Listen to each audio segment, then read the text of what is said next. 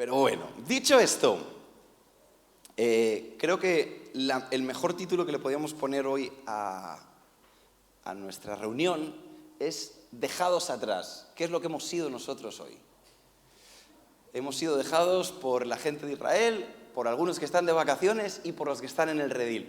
Pero Dejados atrás es una serie de libros que salió hace muchos años, que eran libros en los que explicaba de una manera literaria, o sea, no de una manera literal, porque obviamente, ahora hablaremos de eso, no conocemos, o sea, en parte vemos, como dice la palabra de Dios, y en parte profetizamos, no conocemos el futuro, pero la Biblia habla del futuro, y es más, hemos venido hablando las últimas semanas sobre el futuro, sobre nuestro futuro como hijos de Dios. Ahora, estos libros, una de las cosas que producían... ¿Alguien ha leído algún libro o ha visto la peli? Porque luego hicieron una peli de Dejados atrás. Son unos libros y una película que están enfocadas en darte miedo. ¿Estamos de acuerdo o no? O sea, uno ve eso y se imagina que va a estar en un avión y que de repente somos arrebatados y tú no te vas y el piloto sí. Entonces son esas cosas que pensamos, ¿sí o no? Porque como ahora leeremos los textos, pero la cuestión, que es a donde yo te quiero llevar hoy, es que el tema del arrebatamiento, de la segunda venida, de las promesas del futuro, generan mucha polémica. Hay muchas opiniones. Hace un par de semanas, los que se acuerdan, mi padre explicó que dentro de la iglesia hay diferentes posturas. Hay gente que piensa que el arrebatamiento es en la mitad de la gran tribulación, otros que piensan que es antes, otros que piensan que es al final, otros que piensan que no existe. Estamos dando vueltas en un montón de cosas. Y esto sucede porque el futuro todos lo vemos de una manera distinta. El futuro lo vemos dependiendo, como hemos estado también hablando, de nuestras experiencias, de cómo estamos. Y genera en muchos casos ansiedad. Vamos a ser honestos. ¿A quién no le genera ansiedad el futuro? Un poquito. Tú estás en tu casa y aunque tú abrazas las promesas de Dios, tú ves las noticias y algo de ansiedad se te mete en el cuerpo. ¿Estáis de acuerdo o no? Porque es una cuestión de que tú no controlas lo que viene. Tú puedes controlar lo que tienes enfrente y casi ni eso. Conoces el pasado, pero el futuro no. Ahora recuerdo una charla con un amigo que él estábamos hablando y entonces un día charlando de cosas la conversación se puso un poco fea y él me dijo, a mí lo que no me gusta, así, me dice, es la venida del Señor. Y yo digo, ¿pero qué es lo que no te gusta? O sea, ¿no te gusta que venga? ¿No te gusta que hablemos de ella? ¿Qué es lo que no te gusta exactamente? Entonces él dice, yo no estoy de acuerdo. Le digo, ¿pero con qué no estás de acuerdo? ¿Con la venida del Señor? ¿Con que se hable de la venida del Señor? Al final no llegamos a ningún punto, pero en algún momento todos nos hemos sentido así. Ahora yo te quiero hablar de mi experiencia, porque yo he crecido en un hogar cristiano en el que hemos escuchado hablar de la venida del Señor miles de veces. Es más, no solamente hemos escuchado hablar de eso, los que lleváis suficiente tiempo viniendo a la iglesia, hemos amenazado con eso. Más, algunos padres, cuando sus hijos se portan mal, le han llegado a decir cosas como el Señor va a venir esta noche y te vas a quedar. Eso es verídico. Y tú cuando vivías con esa sensación como que, con el miedo, vamos a ser honestos, de que el Señor viniera y tú te quedaras. ¿Alguna vez te has sentido así o no? Pero también nos da miedo que el Señor venga y tú te vayas. Porque cuando hablamos de la venida, somos la bipolaridad absoluta. Porque cuando hablamos de la venida del Señor, ¿cuáles serían tus motivos para decirle al Señor que no venga? Pues algunos dirán, oye, yo no quiero que venga el Señor todavía porque yo me quiero casar. ¿Eso nunca habéis orado a ninguno así? Y cuando ya estás casado, los casados que dicen, Señor, ven pronto, llévanos contigo. Esto, ¿cómo era la semana de gratuita, free trial de ese? Cuando tú piensas en la venida del Señor, no te quieres ir porque a lo mejor tienes hijos pequeños y te gustaría verlos crecer. Y te gustaría verlos casarse. Y te gustaría ver a tus nietos. ¿Y sabes qué pasa después de eso? Que el Señor no viene, vas tú. Entonces nos da miedo quedarnos, aquí está la gracia, pero nos da miedo irnos. Porque se nos van los planes. Y yo admito que yo vivía en esas. O sea, yo cada vez que oía a mi padre hablar de la venida del Señor cuando era pequeño, que decía, los muertos en Cristo resucitarán. Y yo pensaba, un muerto que resucita es un zombie. O sea, esto en mente de niño, ¿no? O sea, yo me imaginaba The Walking Dead, gente matando por la calle. Era como temor. Ahora, quiero que leamos varios textos de una manera de entender esto, que me parece que es muy interesante. Primera de Juan 4, la primera carta de Juan, versículo 4. Vamos a ir directamente al versículo 13. No sé si me pueden ayudar ahí en la pantalla.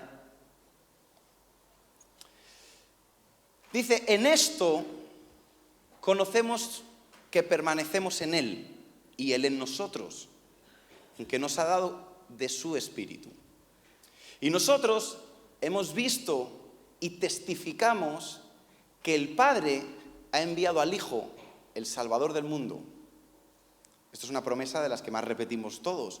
Todo aquel que confiese que Jesús es el Hijo de Dios, que Dios permanecerá en Él y Él en Dios. Es una promesa hermosa. Cuando nosotros cantamos, confesamos que Jesucristo es el Señor, que la victoria está en Él. Estamos confesando que Jesucristo es el Hijo de Dios. Estamos cumpliendo nuestra parte de la promesa. Todo aquel que confesare que Jesucristo es el Señor, como lo hiciste el día que recibiste a Cristo, pero como lo seguimos haciendo cada día de nuestra vida, entonces Dios permanecerá en ti y nosotros en Él. Entonces el versículo 16 dice, y nosotros hemos conocido y creído el amor que Dios tiene para con nosotros. ¿Alguien ha conocido el amor de Dios en su vida? ¿Lo has conocido, sí o no? Vale, o sea, tú has visto que Dios te ama. Tú sientes que eras pecador y que fuiste rescatado de tu mala manera de vivir, fuiste perdonado a precio de sangre y por eso, por creer en la salvación, es que estamos hoy aquí. ¿Estamos de acuerdo hasta aquí? Nosotros hemos creído y conocido el amor que Dios tiene para nosotros. Dios es amor. Y el que permanece en amor, permanece en Dios y Dios en él. Y en esto, versículo 17, se ha perfeccionado el amor en nosotros. Ahora, ¿qué significa esta frase? ¿Qué significa perfeccionar el amor? Que mejora. Que el amor era bueno, pero puede ser mejor. ¿Qué rabia te daba cuando terminas un trabajo bien hecho? Por ejemplo, en el colegio, que llegabas con un trabajo terminado, o se lo enseñabas a tus padres, y te decían, hijo, está bien, pero lo puedes hacer mejor. Dice, en esto se ha perfeccionado el amor en nosotros. ¿Para qué? Fíjate que está hablando de amor, paz y amor, corazoncito, deditos para el lado. Sí, todo bien, yo amo a Dios, Dios me ama a mí, Barney nos ama a todos, estamos aquí todos bien. Para que tengamos confianza, repite conmigo, confianza. ¿En qué día? En el día del juicio. Pues como Él es, así somos nosotros en este mundo. En el amor, versículo 18, no hay temor, sino que el perfecto amor echa fuera el temor, porque el temor lleva en sí, ¿qué? Castigo. Pero de donde el que teme no ha sido perfeccionado en el amor. Ahora, el tema del temor al futuro, el temor a las cosas que no conocemos, porque el futuro es imposible de predecir solamente por la palabra de Dios. Nosotros, basándonos en la palabra de Dios, es que confiamos en que el futuro va a ser como Dios dice, pero tú no lo puedes asegurar. Ahora, mi experiencia me dice que si Dios ha sido fiel hasta hoy, Dios va a ser fiel siempre. ¿Sí me estoy explicando? Pero tú no puedes controlar el futuro. Es más, por eso hay tantas discusiones entre cristianos, porque uno lee la Biblia y entiende una cosa, otro lee la Biblia y la ve de otra manera. Y andamos discutiendo en esto. Pero lo más importante que te quiero resaltar de este texto es que el que tiene el amor de Dios en él no tiene temor. No le asusta el porvenir. No le asusta ni siquiera el día del juicio. Dices, tiene la confianza de que como Él es, soy yo, porque he sido justificado por la sangre de Jesús. No por mis actos, sino la confianza en que el amor de Dios, porque he confesado que Jesucristo es el Señor, está en mí. ¿Estamos bien hasta aquí? ¿Sí? Ahora te quiero hacer un pequeño resumen de qué cosas generan controversia dentro de lo que dice la Biblia. Lo primero que yo creo que genera controversia es que somos incapaces, por mucho que estudiemos la palabra de Dios y por mucho que conozcamos a Dios, somos incapaces de entender todos los misterios que el Señor tiene. Y no está mal. Es decir, cuando tú te sientes abrumado muchas veces por la palabra de Dios, yo te diría, no te preocupes, porque nunca en tu vida tu mente va a ser igual a la mente de Dios. Dios está por encima de nosotros. Con lo cual, cuando la gente se abruma y se asusta de lo que no conoce que viene, la primera reacción es negarlo. Como yo no puedo explicarlo, como yo no te puedo explicar cómo va a ser el arrebatamiento, ni cuándo va a ser, ni quién es la bestia, aunque bestias hay muchas, pero digamos la bestia más mala, porque bestias, una barbaridad. En el redil os contaría yo de vuestros hijos. Todas esas cosas, como yo no las puedo explicar, entonces ¿sabes qué empiezo a decir? Esto no es real. Que como yo no lo puedo explicar, no pasa. Tendemos a pensar de esta manera tan simple. Ahora, ¿la Biblia dónde empieza? Vamos a ir al principio. Génesis. ¿Dónde empieza la Biblia? A ver, Antonio. Empieza en Génesis. ¿Qué susto te has dado, tío? Has cogido el móvil. ¿Qué vas a llamar? ¿A la Guardia Civil? ¿Qué vas a hacer con el móvil?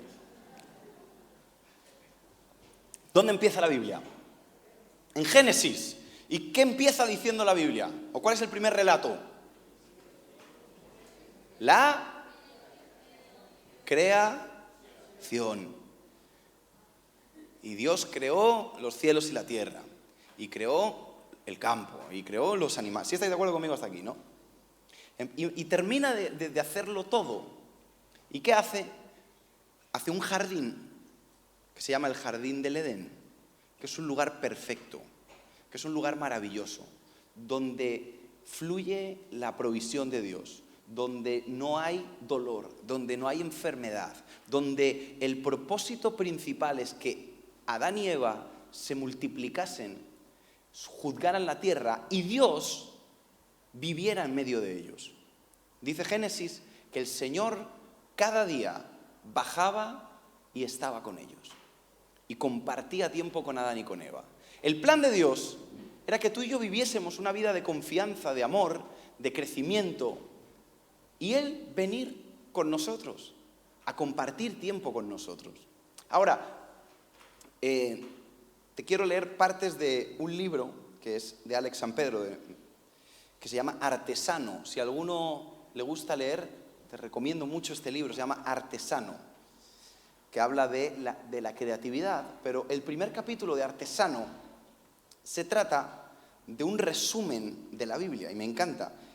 Y te leo textualmente lo que habla de Génesis y del jardín. Dice, por eso pinta el jardín, hablando de Dios, con el árbol de la vida en el centro y con la alternativa del árbol del conocimiento del bien y del mal, instalando la libertad desde el principio. Dios crea todo perfecto, pero también te da la oportunidad de escoger. Alguno dirá, si Dios es tan bueno, ¿por qué puso el árbol que podía el ser humano pecar?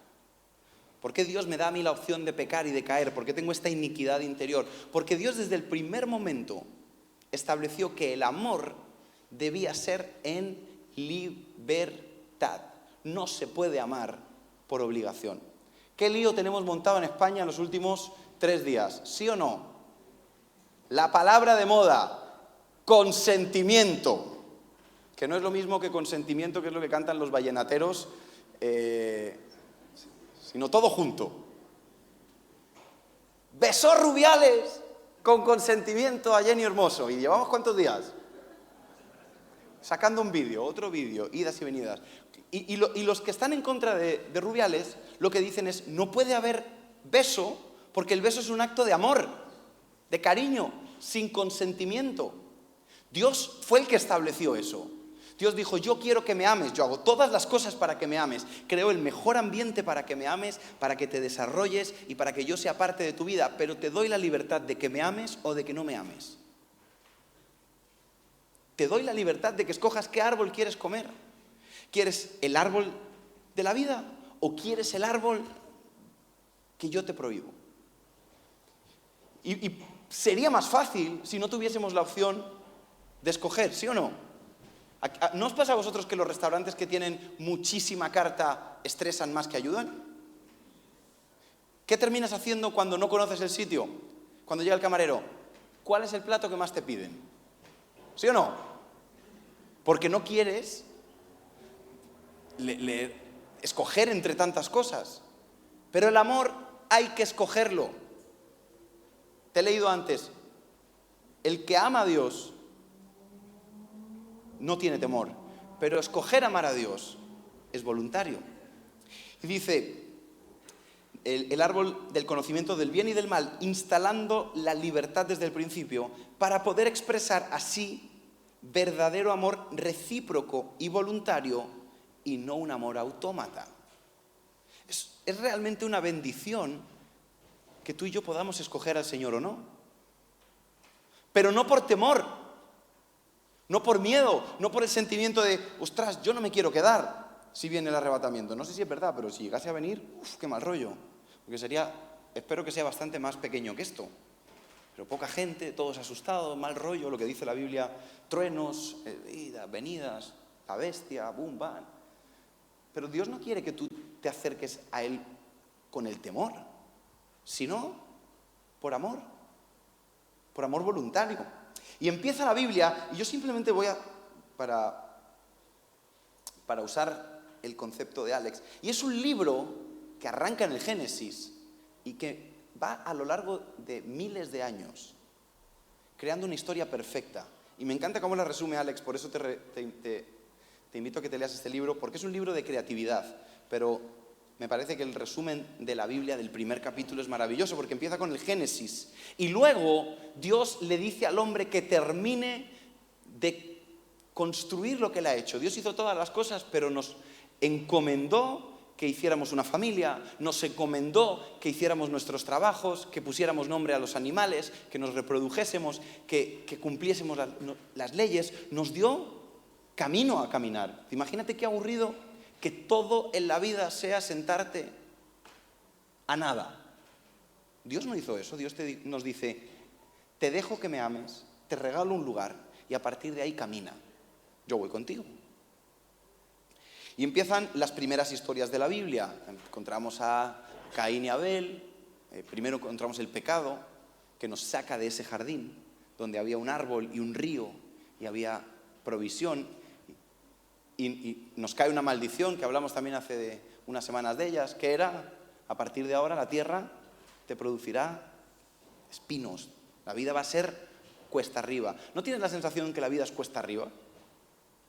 Muchas veces. Que todo es, la palabra más usada es en la lucha. ¿Cómo estás? En la lucha, como si esto fuese una pelea de boxeo todo el día. Todo el día luchando contra el alquiler, contra los precios, contra mi mujer, no, contra... Empiezan las primeras historias, llegan a la Torre de Babel, Dios los tiene que separar porque estaban liándola, aparece Abraham, Dios le da una promesa a Abraham, Abraham camina, tiene un hijo que se llama Isaac, después de muchos años de confiar en el Señor. Empiezan las historias personales. Y Isaac tiene 12 hijos, de los cuales uno era un pedante absoluto y los hermanos lo quieren reventar y en vez de reventarlo deciden venderlo para no matarlo. Y este chico acaba preso en Egipto, pero Dios está con él y se convierte en un personaje importante. Hay una crisis, trae de vuelta a su familia. Te estoy resumiendo la Biblia, no me des las gracias. Israel se queda en Egipto, prospera, pero el plan de Dios no era que se quedaran en Egipto, sino darles una tierra, los hace esclavos para que salgan de ahí, pero ellos no quieren entrar en la tierra, 40 años, así aparecen, al final entran en la tierra prometida, se establecen, cuando les va bien se olvidan de Dios, aparecen los profetas, y con los profetas aparecen las advertencias. Y las profecías de si sigues por ese camino te va a ir mal, y el pueblo de Israel se va y vuelve, y te leen los reyes, y este hizo lo malo, y se arrepintió, y le fue bien, y cuando les iba bien hizo lo malo, y se hundieron, y se arrepintió, y Dios los oye, y así, es como un ciclo de la vida. Y aparecen los poetas también, aparecen los salmos, con David, aparece Cantar de los Cantares, que habla del amor, de la sexualidad, habla de algo que es importante para todos. Aparece la filosofía por parte de Salomón, las normas de vida, la sabiduría. Y de repente silencio. 400 años de silencio. Y después de 400 años aparecen las buenas noticias. ¿Quiénes son las buenas noticias? Los evangelios. El anuncio de un Salvador, de Jesucristo. Y hay 4 evangelios que nos explican el nacimiento, las obras, milagros, muerte y resurrección de Cristo. Y sigue. Y a partir de ahí empiezan los hechos de los apóstoles. Empiezan los milagros, ya no a través de Dios, sino el Espíritu Santo en nosotros haciendo milagros cada día en nuestro día a día. Y vamos a las cartas. Pablo, Pedro, Juan escriben cartas, que es lo que yo te he leído. Cartas de advertencia, cartas de felicitación, cartas de todo tipo. Cartas para leer en público y cartas para leer en privado. Y termina en un libro que es el libro de la discordia, que es Apocalipsis. ¿Y cómo acaba Apocalipsis? Apocalipsis es un libro que tiene 3 géneros literarios. ¿Estáis aquí conmigo todavía? 3 géneros literarios. El primero que tiene es el género apocalíptico, que era un género que se utilizaba en la época con imágenes llamativas para denunciar injusticias sociales. Y como Apocalipsis es una obra de arte, porque es una obra de arte, Juan, a través de dragones y fuego y tal y cual, explica la historia de redención del Evangelio a través de un género que era el género apocalíptico. Pero a la misma vez es un género episcopal, es decir, son cartas, porque luego Juan manda cartas a las iglesias advirtiendo de cosas dentro de Apocalipsis, pero además, y por último, es un libro profético.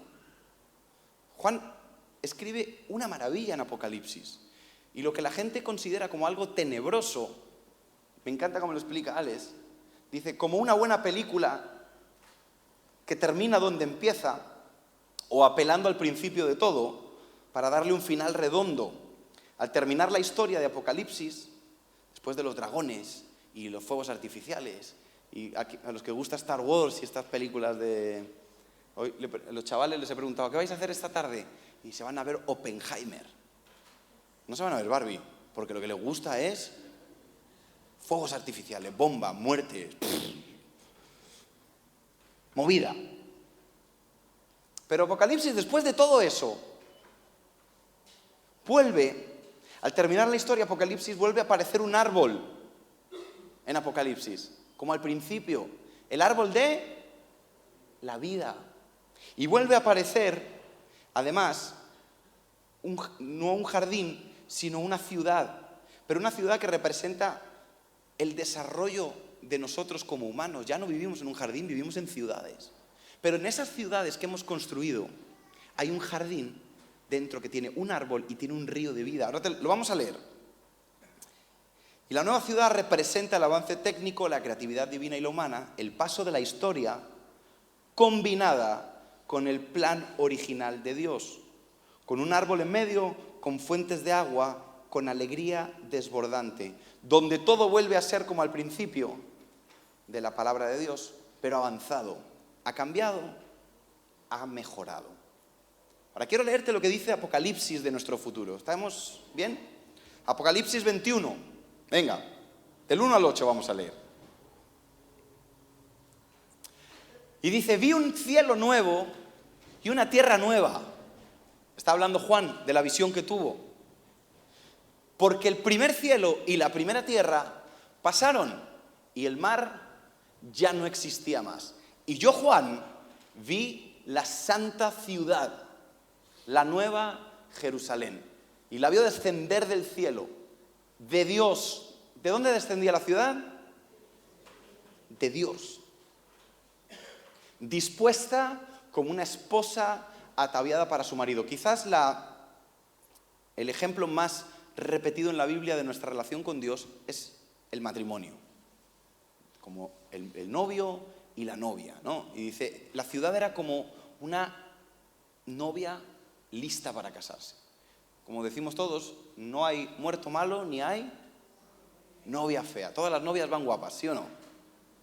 No, pero todos decimos que sí y nadie le va a decir a la que no. No, mentira, sí, van todas guapas. Versículo 3 dice, y oí una voz del cielo que decía, he aquí el tabernáculo de Dios con los hombres, y Él morará con ellos, y ellos serán su pueblo, y Dios mismo estará con ellos como su Dios. La voz decía, hey, en este cielo nuevo, en esta tierra nueva, en esta ciudad nueva, Dios va a poner su tabernáculo, y esto lo hemos hablado muchas veces. Tabernáculo era el lugar donde habitaban las personas. Dios quiere habitar en medio de nosotros. Dice, y ellos serán su pueblo, y Dios será su Dios, su Padre, y estará con ellos. Habitará con ellos. Versículo 4, enjugará Dios todas las lágrimas de los ojos de ellos, y ya no habrá muerte, ni habrá más llanto, ni clamor, ni dolor, porque las primeras cosas pasaron. Y el que estaba sentado en el trono dijo, he aquí, yo hago nuevas todas las cosas. Y me dijo, escribe, porque estas palabras son fieles y verdaderas. Y me dijo, hecho está. Lo mismo que Jesús dijo en la cruz, lo repite al final, dice, consumado es, hecho está terminado. Yo soy el alfa y la omega, el principio y el fin. El que tuviere sed, yo le daré gratuitamente de la fuente del agua de la vida. El que venciere heredará todas las cosas, y yo seré su Dios, y él será para mí, ¿qué será? ¿Esclavo?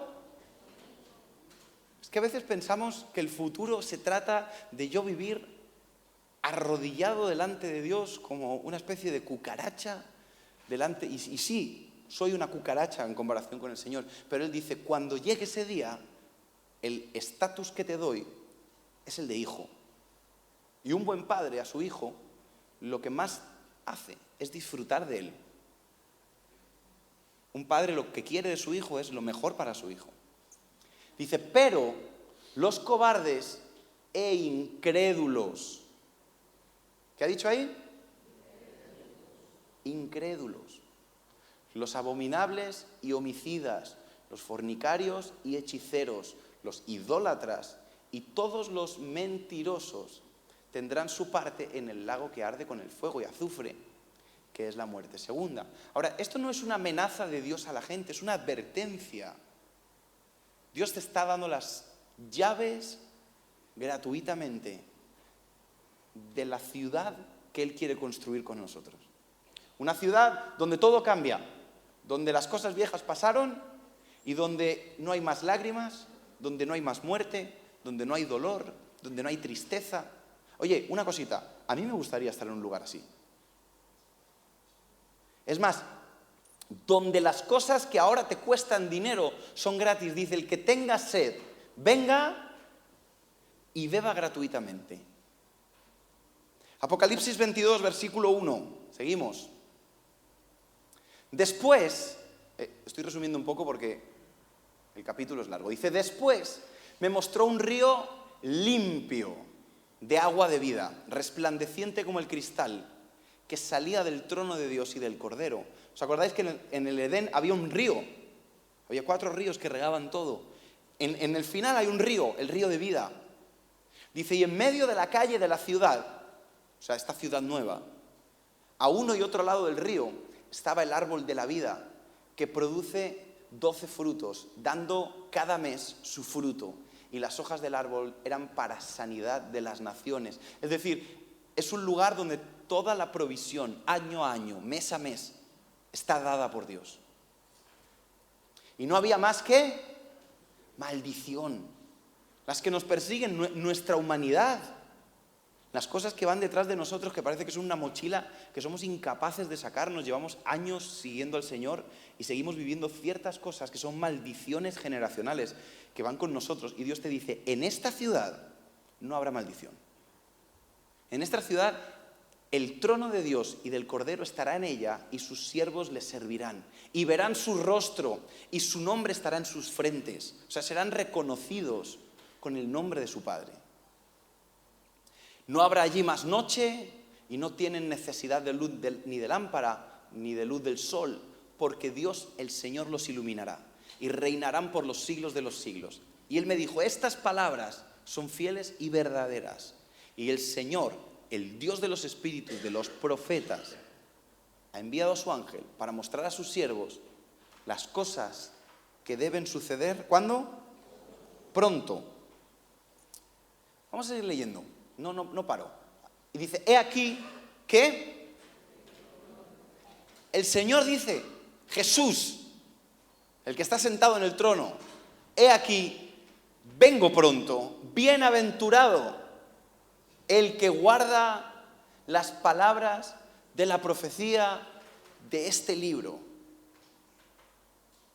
Yo, Juan, soy el que oyó y vio estas cosas, y después que la hube oído y visto, me postré para adorar a los pies del ángel que me mostraba estas cosas, pero el ángel me dijo, mira, no hagas esto, porque yo soy consiervo tuyo, de tus hermanos los profetas. Es decir, el ángel impide que Juan lo adore, de los profetas que guardan las palabras de este libro.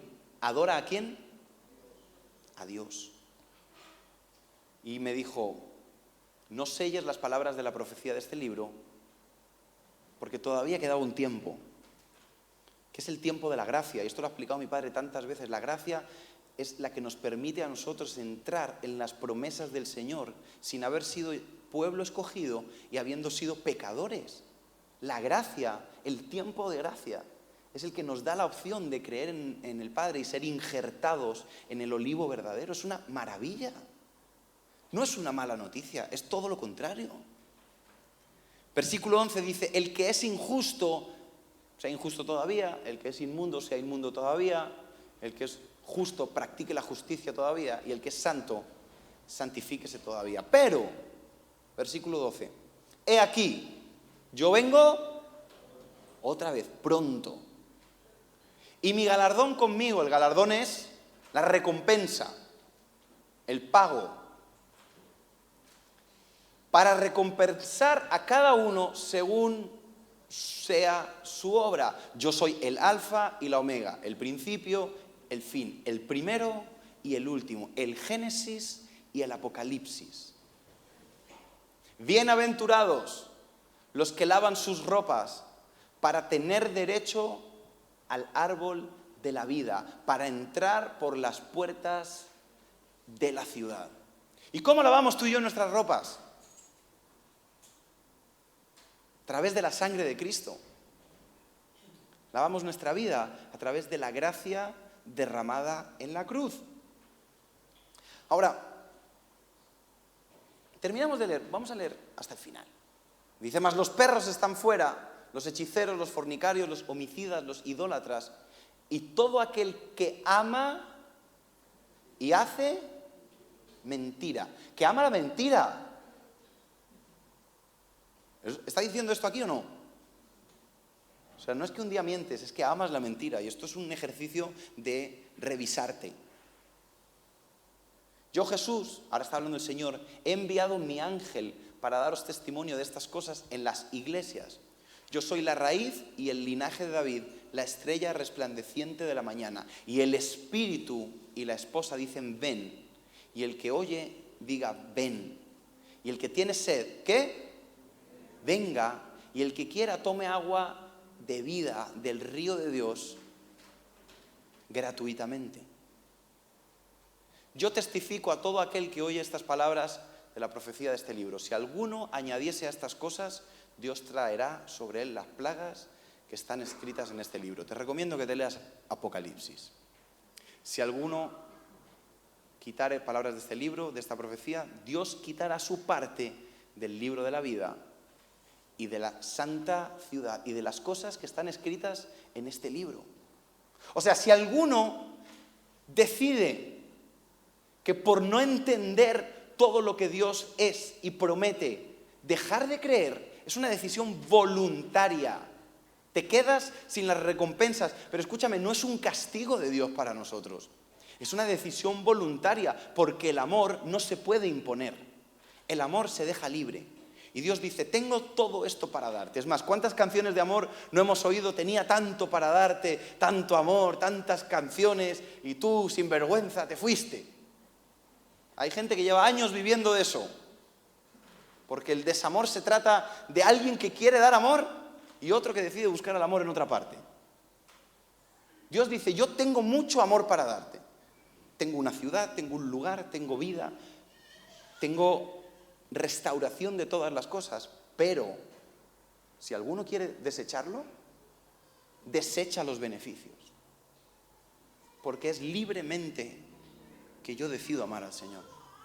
El que da testimonio de estas cosas dice, ciertamente, vengo en breve, amén, sí, ven, Señor Jesús. La gracia de nuestro Señor Jesucristo sea con todos vosotros. Termina Juan la Biblia. Amén, que así sea. ¿Y por qué te he hecho este pequeño resumen? Porque qué desagradable sería para cada uno de nosotros, Miguelón, que tiene 3 hijos, que él llegara a casa de trabajar y Laura dijese, hijos, viene papá, y sus hijos se escondieran, en vez de ir a la puerta a abrazarlo. Y que Miguel llegue con ganas de saludar a sus hijos, en los cuales está todo su amor derramado, porque la realidad es que los padres, su responsabilidad más grande es el bienestar de sus hijos. Es una cuestión que sale natural. Imagínate que tú quieres abrazar a tu hijo y tu hijo te dice, ¿sabes qué, papá? No, es que estoy jugando a la PlayStation ahora mismo. ¿Cómo te quedas? Ahora nosotros, cuando oímos que la venida de nuestro Padre se acerca, le decimos, Señor, no vengas, porque aún tengo cositas yo que hacer, es que me quedan jugar un par de juegos de la Play. O como yo no estoy al mismo nivel de Dios, como los niños no están al nivel de sus padres, y no lo entiendo, digo, mi padre no va a venir nunca. Es más, vamos a leer un texto más. En Primera de Juan 2, es el último texto que leemos hoy.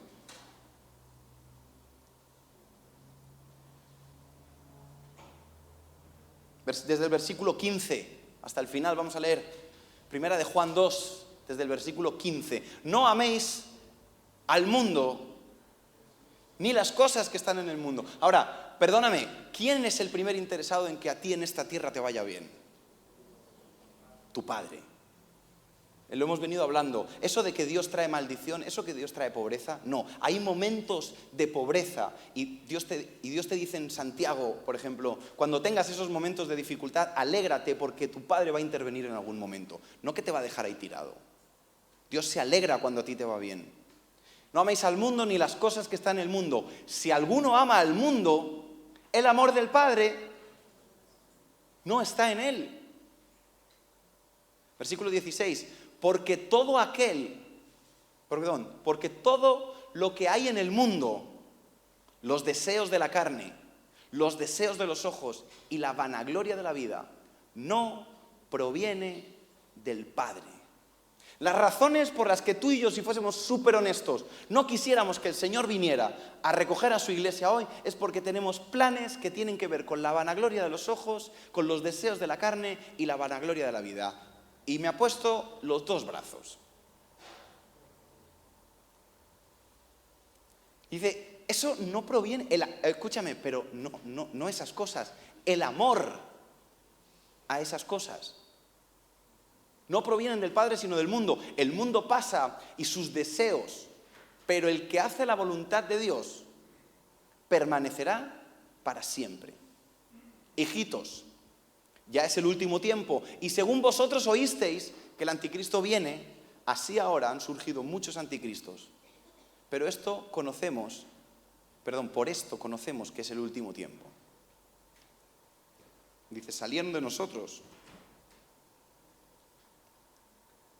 pero no eran de nosotros. Porque si hubiesen sido de nosotros, y esto no habla, perdón, abro un paréntesis, de esta iglesia, habla de la iglesia del Señor, de todo aquel que ha creído en Jesucristo y ha confesado que Jesucristo es el Señor. Alguno lee esto y está pensando en personas, y no quiere decir que porque incluso haya gente que haya venido aquí se hayan ido. Tiene que ver con su fe en el Señor, no con ir a un lugar. Por eso hay que tomar esto como lo dice ahí. Dice, salieron de nosotros, pero de la vid de Cristo.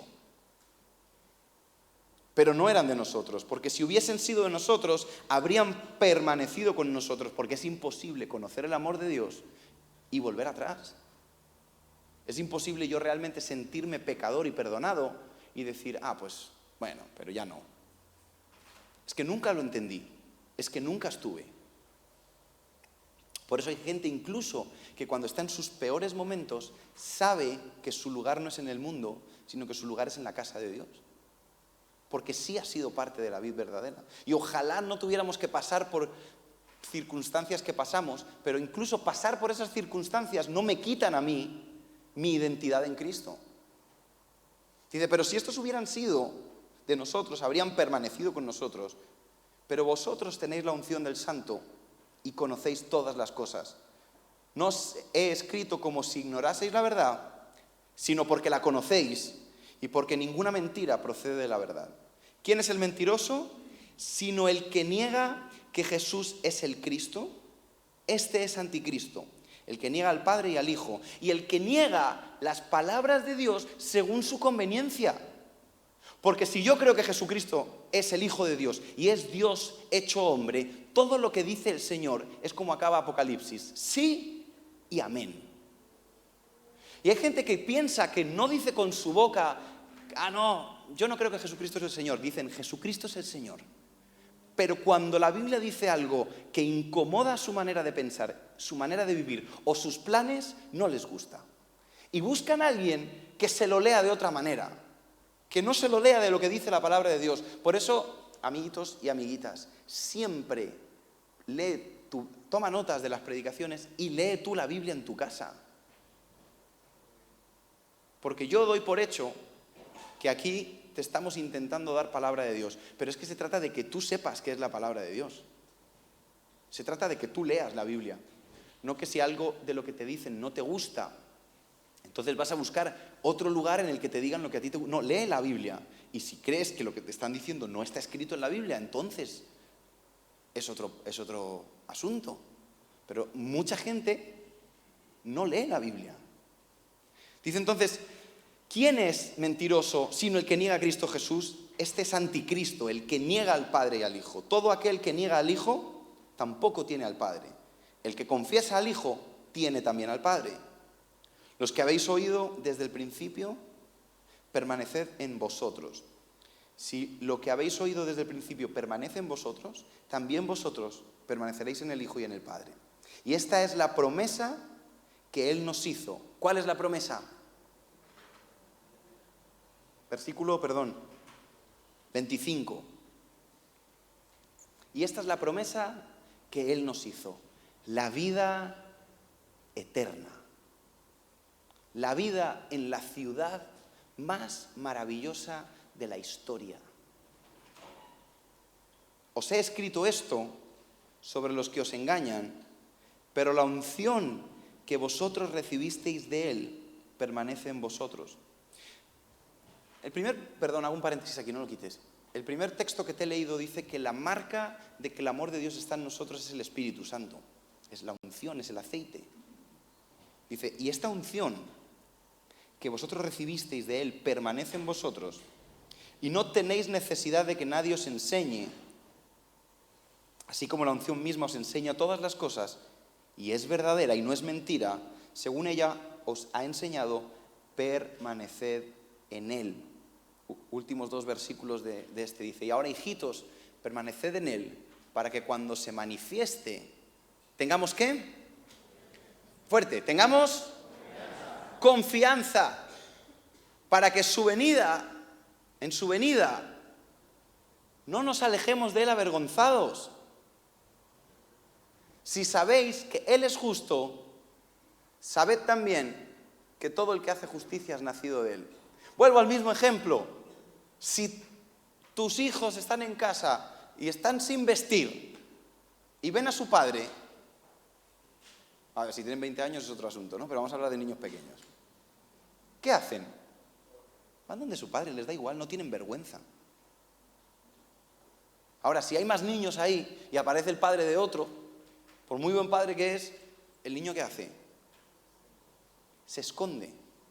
Volvemos al jardín del Edén. Cuando Adán y Eva decidieron libremente dejar de amar a Dios, lo que empezaron a sentir de su padre fue vergüenza. Pero todo aquel que es nacido de Cristo y tiene el Espíritu Santo en su corazón, no tiene temor, tiene confianza de que el día en el que el Señor vuelva, es su Padre que viene a buscarlo y está tranquilo. ¿Y por qué te cuento todo esto? Porque en mi análisis de la segunda venida y de todas estas cosas que generan polémicas, yo solamente pienso en algo. Y no sé si me puede... Dani, acompáñame en el piano, anda. No eres Marcos, pero por un ratito sí. Mi análisis es que qué feo es no querer estar con alguien que me ama tanto. Que mis planes se interpongan entre yo y mi padre. Que mis sueños se pongan entre vivir, habitar, ¿cómo era? Tabernaculizar, que era el verbo que usaban, con el Padre que me ama, por hacer cualquier cosa.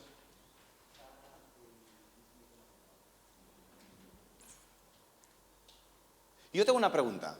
Cuando tú piensas en la posibilidad de que el Señor pueda venir, porque escúchame, es la promesa más grande que tenemos. Y seguimos estudiando y todavía hay muchas cosas que no entendemos.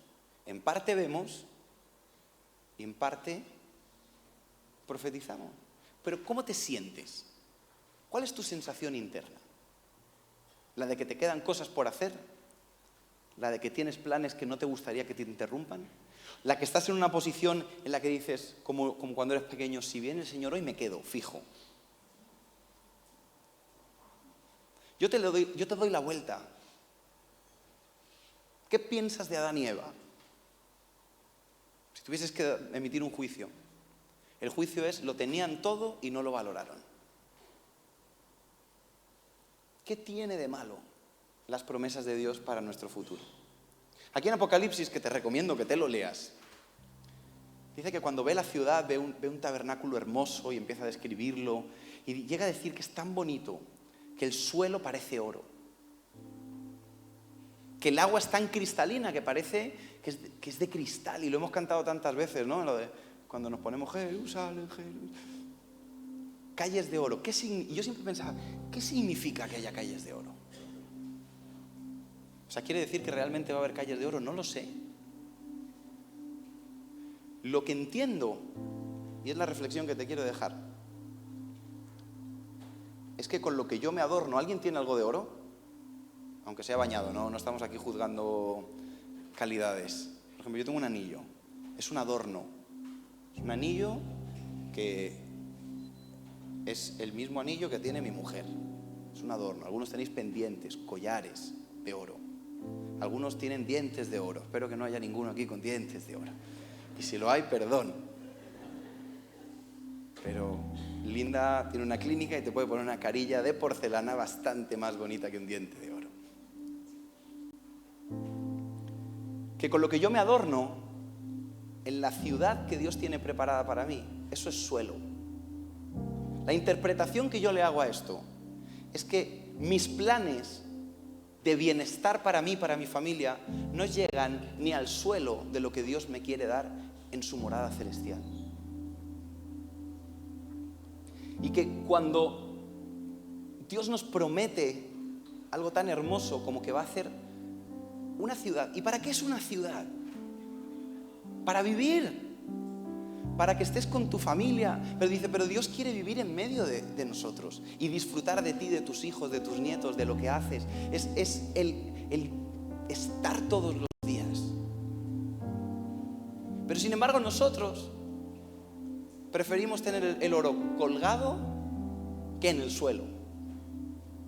Preferimos comernos el árbol que no podíamos a los miles de árboles que sí podíamos. Preferimos trabajar la tierra y sufrirla a tener el agua del río de vida que me da sanidad, que me da salvación. Somos así.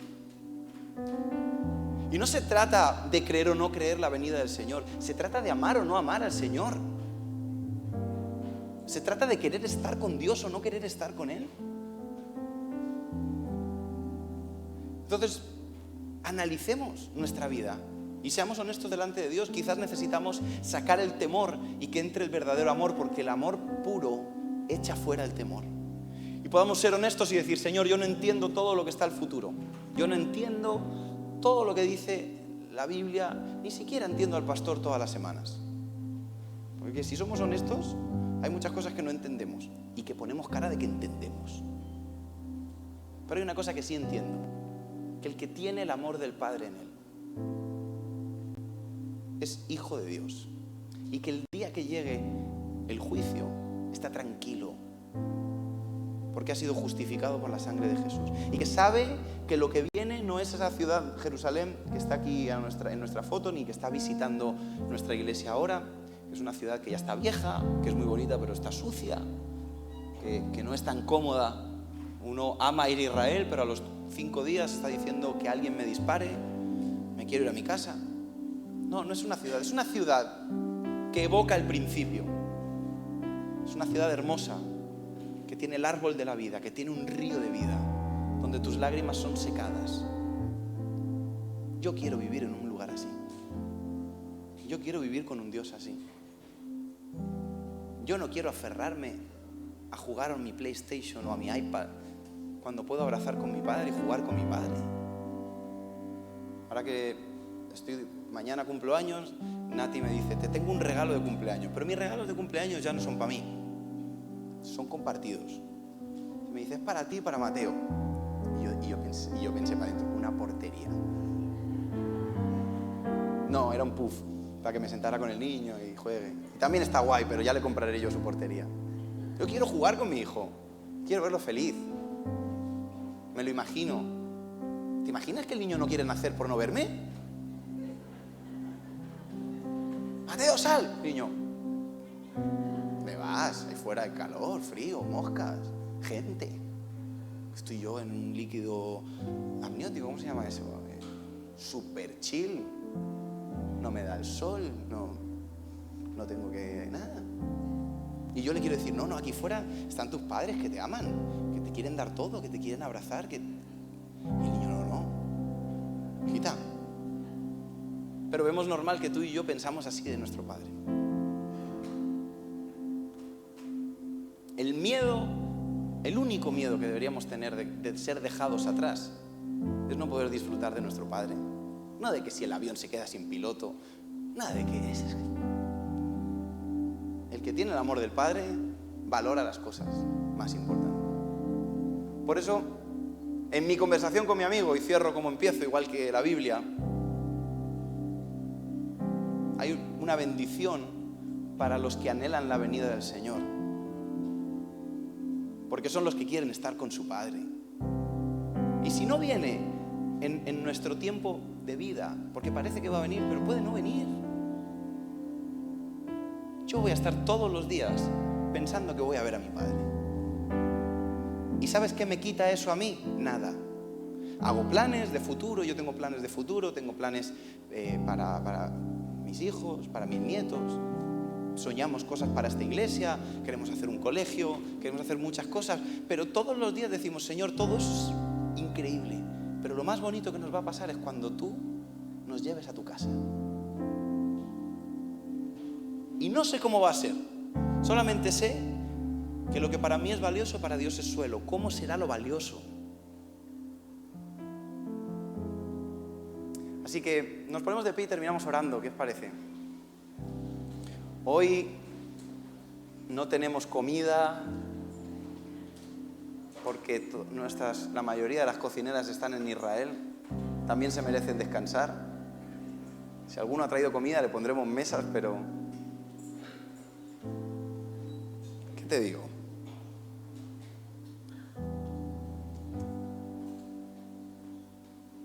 Hemos sido dejados atrás, pero nunca vas a ser dejado por tu Padre.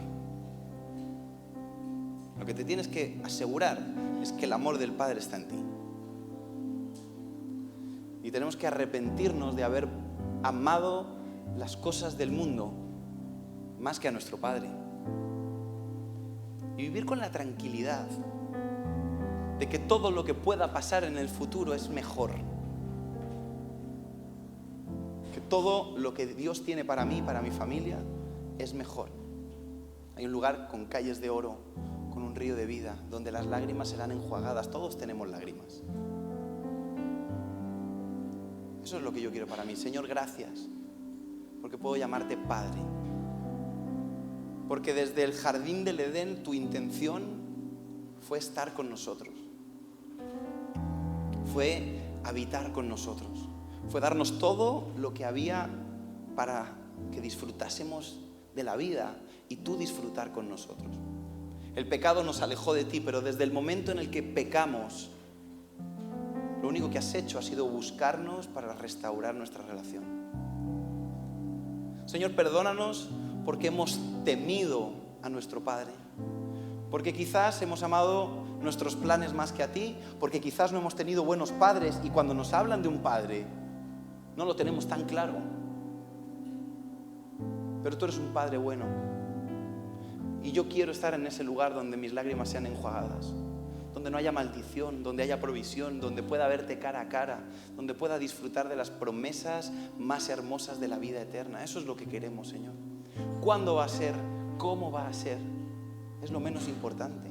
Lo más importante es que te vamos a ver a ti. Y cuando te vemos a ti, Señor, todas nuestras necesidades están cubiertas. Todo lo que somos queda sano. Por eso, Señor, como dice tu palabra, te decimos, ven, Señor Jesús. Ven cada día a nuestra vida, pero ven también físicamente. Trae tu justicia, trae tu sanidad, trae tus planes a nuestra vida. No los entendemos, pero los anhelamos. Sabemos que es un lugar mejor. Y perdónanos, Señor, si no te hemos amado más que a todas las cosas. Perdónanos si hemos buscado excusas para no amar tu venida, como si fuese algo malo. Anhelamos verte, estar contigo, tocar tu manto, tu cara, ver cómo eres, disfrutar de ti, Señor, disfrutar de tu amor.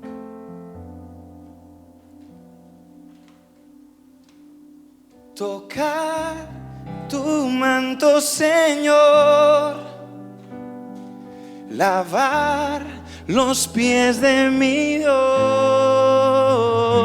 saber que mi corona es estar junto a ti. Tocar tu manto, Señor, lavar los pies de mi Dios, saber que mi corona es estar junto a ti. Señor, esa es nuestra corona, estar junto a ti, estar junto a tus pies, ser envueltos en tu paz, ser envueltos en tu amor. Gracias. ¿Por qué no le das gracias a Dios? Porque el Señor te ama como su hijo, te busca, te desea. Qué increíble que toda la Biblia se trate de un Dios buscando a un pueblo, un Dios queriendo amar a un pueblo, queriendo perdonar a un pueblo. Señor, no queremos huir más de ti, queremos estar junto a tus pies, que lo más alto que lleguemos sea a tus pies, sea contigo. Tocar tu manto, Señor, lavar los pies de mi Dios, saber que mi corona es estar junto a ti. Tocar tu manto, Señor,